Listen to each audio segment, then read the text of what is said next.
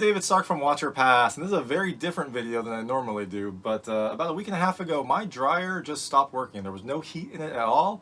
I did some research, tried to figure it out. I think the thermal coupler went bad, and it took a lot of reading and a lot of digging to find any information about this specific dryer. There was no video about how to take it apart, so I figured I'll make a video. Hopefully it helps someone else, and hopefully this is useful for you. My dryer number, or my dryer model, is 796-692-720-000. Now I couldn't find much information about it or a service manual for that, but luckily I did find in some late night Googling the service manual for a DLEX5101W, which is similar enough. I looked through the specs, it looked to be about the same type as my dryer, and I used that to then take it all apart.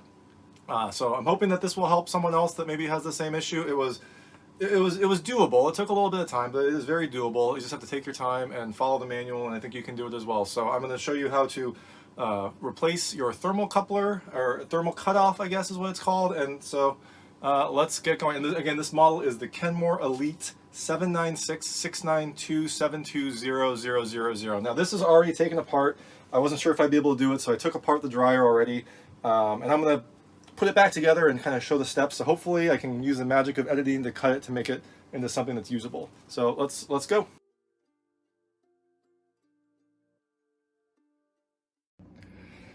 So before you get started on any of these projects, make sure to unplug your dryer. That's obviously the first thing you should do. You don't want to get any electrical shock. You're going to be getting in here, and that's very dangerous. Here are the tools that I used for my disassembly. I got the service manual. Like I said, I got it for the DLEX5101W, but my dryer model is the Kenmore Elite 796-692-720-000. But they're pretty much the same. The manual was invaluable in getting this thing apart. You have your glazer, like I said, $6, $7 from Home Depot. I had pliers that I used to get off the steam tube, a multimeter so I could check the part to make sure it was actually broken, the thermal cutoff. I just wanted to make sure that that was broken before I replaced it. A screwdriver, a flashlight, and a work light. It was very useful because it gets very dark down there. And then a lot of bags, lots and lots of little plastic bags so you can hold the screws in place. All right, so after you unplug the dryer, the first thing you have to do is take off this safety cover, service cover, I think is what it's called. It just makes sure that this hose is protected. If you don't take this off, when you swing the dryer open, it will break this piece. So the manual says this is the very first thing you're supposed to take off. It's all in place by one screw, so it has clips. You put it in there, and then this screw just holds it in place.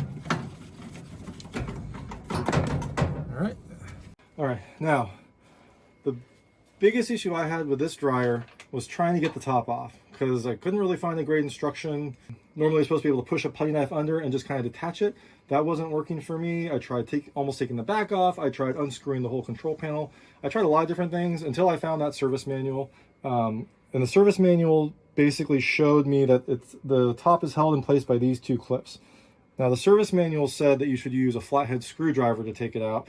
I tried, I couldn't get it to work because it's actually a pretty tight seal, and so I couldn't wedge a flathead screwdriver in deep enough to disattach this clip. It's really stiff. It took a lot of trial and error to get it off. Initially I tried a putty knife, but as you see, it has these plastic guides here, and then it has this screw, so there really isn't much space to be able to get in there, and then this black metal kind of acts as a barrier as well. So I tried the putty knife over and over, and I couldn't get it to work. Also, my putty knife was too flexible. I tried a flathead screwdriver, like I said, but it was too tight. I couldn't get under there, and I wasn't really confident in that. The one tool I found that worked it's called a glazer. I've never actually used this tool before. I got it at Home Depot for like $6, but you can see it's got a thinner kind of flat blade that works really well to get under there, and it's stiff. So I was able to get under and just kind of pry it up. And when you're prying this up, this clip will move in, and you just kind of have to work it. And eventually that top popped off. It took a lot of different attempts. So this is really why I make the video, because I want to show you how to do this, because this took a lot of effort and I didn't really see a good guide. So if you get a glazer tool, like I said, I just picked this up at Home Depot. It has like a V shape on one end and kind of a, like a scraper on the other.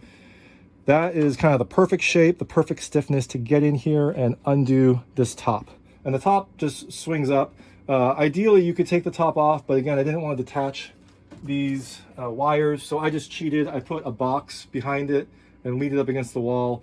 So it worked. It worked for me. You know, we didn't jostle the dryer much when we were taking it apart, but that's how I was able to get this top off. I hope that helps someone because it took me a lot of Googling to figure that out.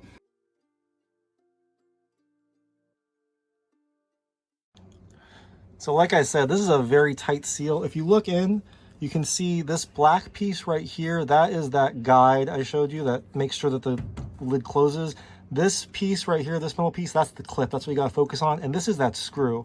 So look, there's not really much space. Let me show you how the glazer works going in. So what I did was I lined it up very carefully and then just kind of pushed in and pried and prayed pretty much. And eventually it popped up. So I'm not gonna do it again because it took a lot of effort, but I think hopefully this will help someone.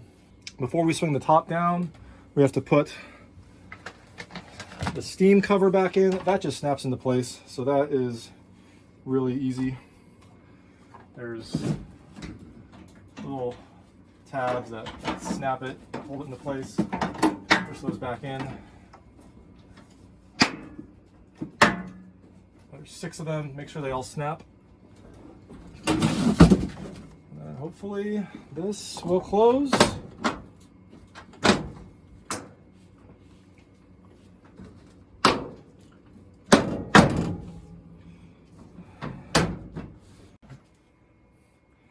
So now because this is a steam dryer version, it has this big kind of steam assembly, which made it a big pain to get out. Normally I think you're supposed to disconnect some wires and actually pull the whole thing out. I kind of cheated. I put a ladder here in a box so I could just move it aside while I repair the dryer. You know, if you've got something similar, I bet that would work. I just didn't want to go in and muck around with these wires. So basically this just goes right back on here. There's 3 screws that hold it in place. So let's try to get that done.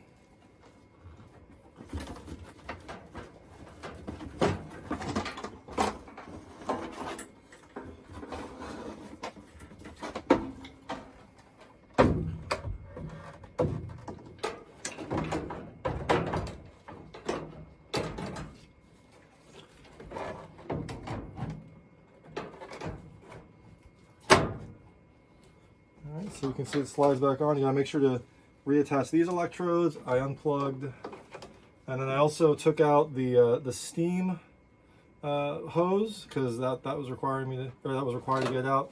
You put that back on by sliding.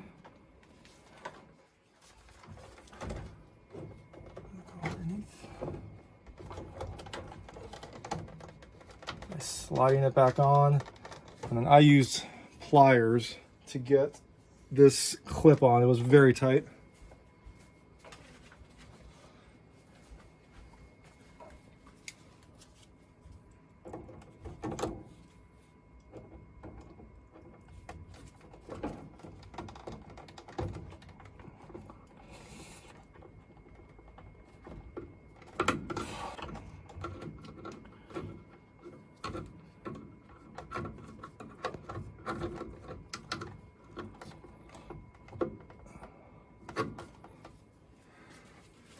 Alright, let's get those screws back on.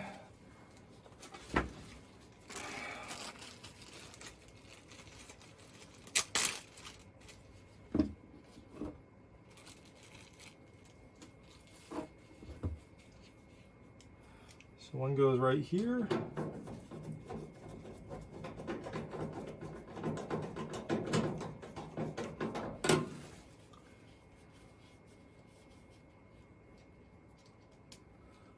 Goes back here.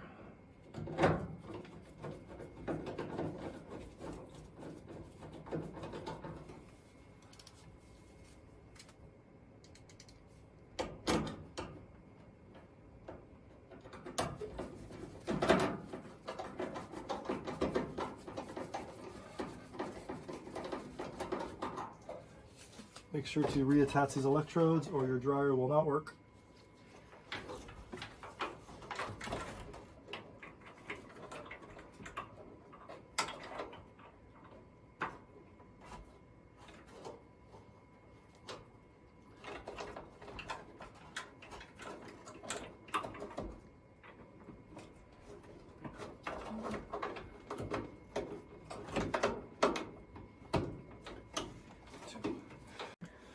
So now that the, I guess, filter assembly and the blower are connected, I gotta put the door back on, the cabinet cover. You can see there's three little white guides down there to help guide the cover back on. And then it is held in place by 2 screws up here and 4 screws inside the drum cover. So you just kind of slip it back on.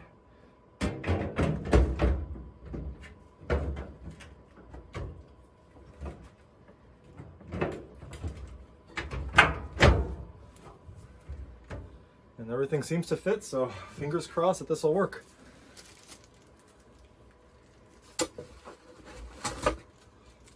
Screws.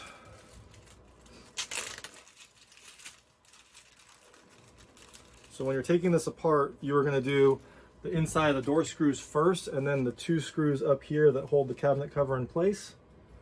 But because I'm doing this backwards, I'm going to make sure to put these screws in first and then put the door screws on.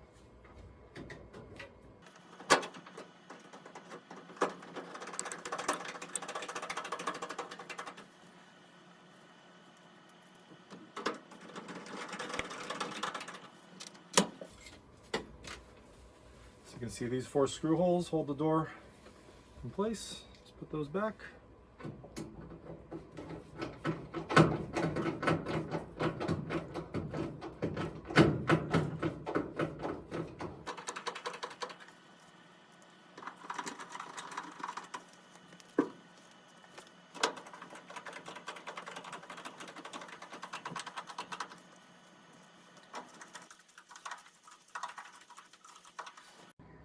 All right, and now that the drum is back in place, we're putting the filter assembly on. This just holds the filter and has air that goes to the blower. It kind of directs the air to the blower through the filter. So this is an important part. It only takes 2 screws. So you just kind of slide it back on. Make sure the filter is removed. You don't want to break your filter. And as my wife reminded me, make sure to clean your dryer while you're doing this. If it's nice and taken apart, make sure to clean it. There's a lot of lint and dust that builds up. It looked pretty bad when we took this apart, and now it looks very clean. So just take the time to clean that out, because it's a pain to get this thing apart. You might as well just take advantage of it, and hopefully your dryer will run like new.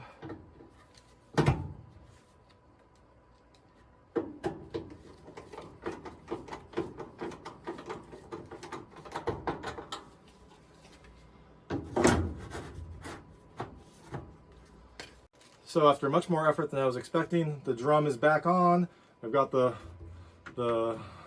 guide or pulley, wire, whatever you want to call it, reattached. And now you have to attach 4 screws and reconnect this wire. So let's get that done and keep going. And while I was taking this apart, I made sure to put screws in separate bags, because this dryer has a lot of screws and they all kind of look the same. So I tried to keep each step have a separate bag so I could try to match them back up. I think if I was doing it again, I would have definitely labeled them or put them near the parts, or I don't know, Xeroxed the service manual page to just make sure I had the right one, but hindsight and all.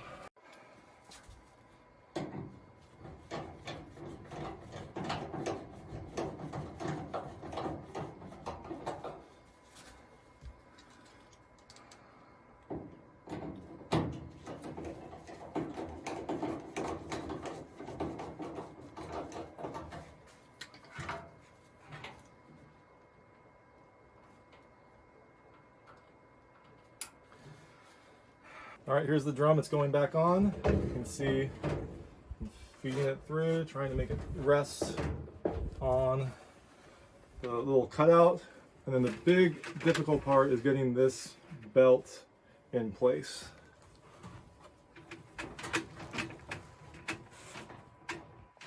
So I'm gonna get that done. Actually, can you hold it up? Thanks.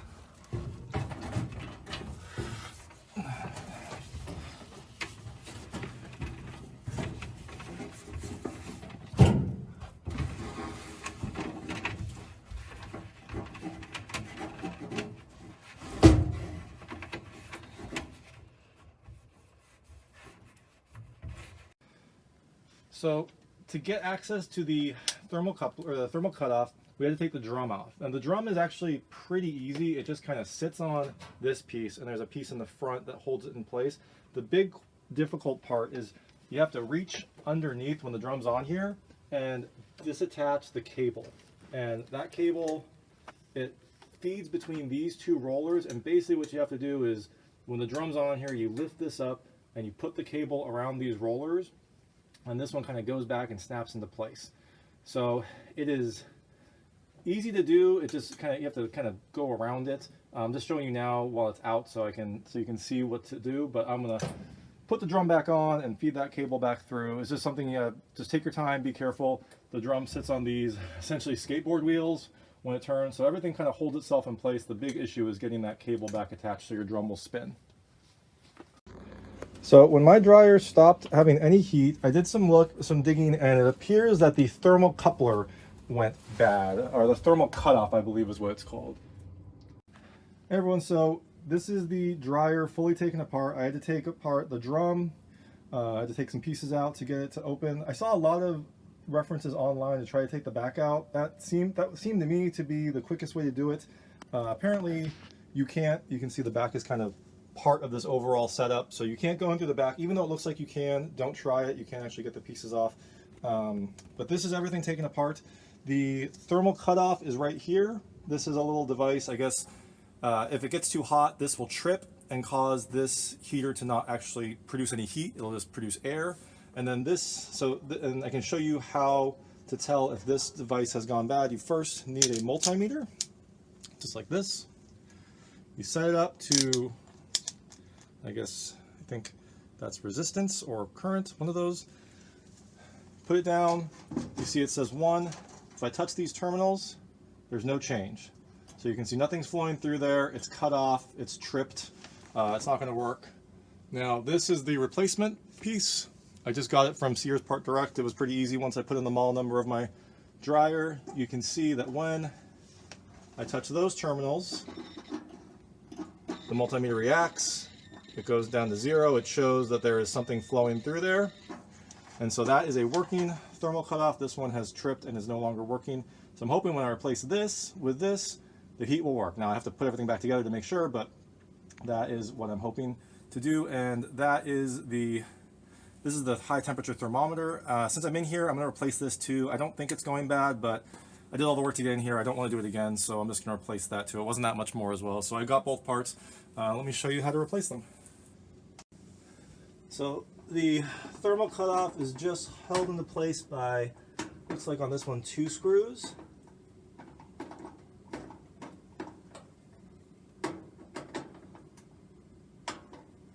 Two very tight screws.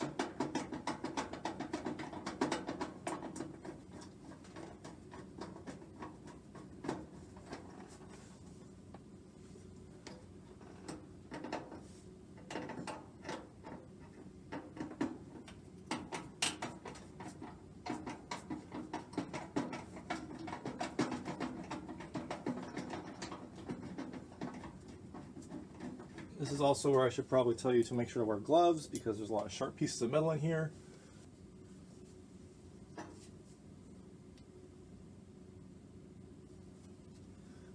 Let's get the new one.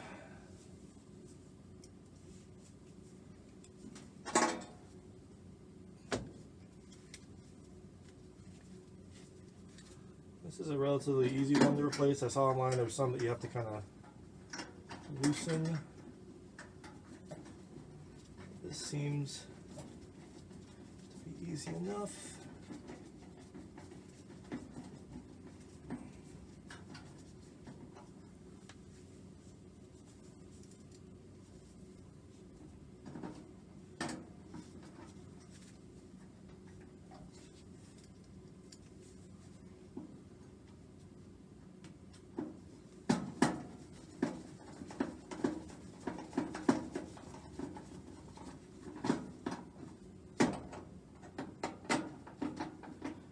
Go. It's all in there. Then you take the wires. Then you take the wires and you just plug those back onto the terminals. And hopefully when we get this all taken together, there will be heat. I'm going to Now replace the high temperature thermostat. You can just keep recording, but I'll speed that up because it's basically the same process.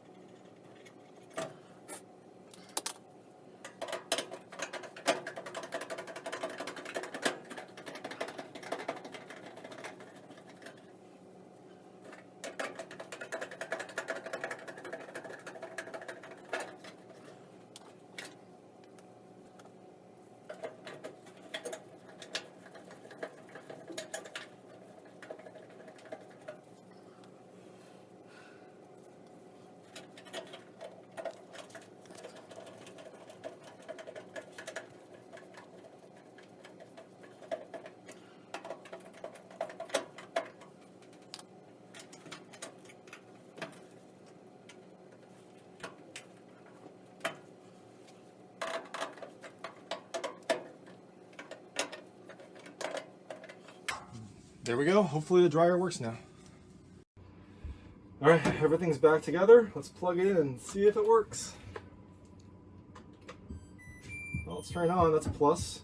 I'm just gonna go a normal, or actually heavy duty, to see if the heat works. Let's start it up, and appears to be running. I'm gonna let it run for 5 minutes, see if it gets hot in there. All right, we let it run for a minute. We couldn't wait. I was gonna wait 5 minutes, but we couldn't wait. Let's see if it's hot.